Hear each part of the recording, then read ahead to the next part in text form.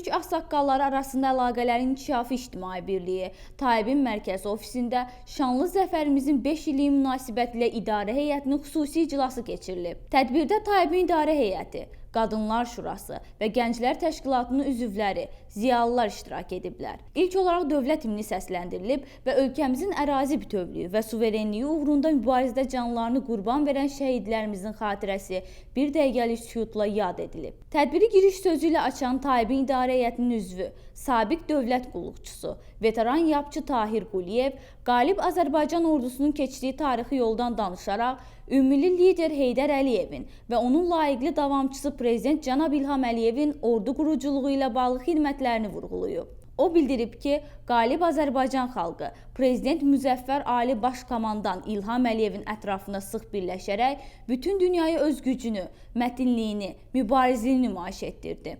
Digər çıxış edənlər 44 günlük Vətən müharibəsində qazanılan böyük zəfərin və lokal antiterror tədbirlərinin uğurlu nəticəsindən söz açaraq, hərbiçilərimizin şücaəti, canı, qanı bahasına qazanılan bu qələbənin hər bir Azərbaycanlı üçün son dərəcə əziz və qiymətli olduğunu bildiriblər. Sonda tədbir iştirakçıları ölkəmizin qarşıdakı illərdə sülh və sabitlik şəraitində inkişafını davam etdirərək yeni böyük nailiyyətlər qazanacağına əminliklərini ifadə ediblər. Nurlan Əhmədova, İlahə Qəmbərli, Çingiz Abdullayev, Hüseyn Babayev, Missiya TV.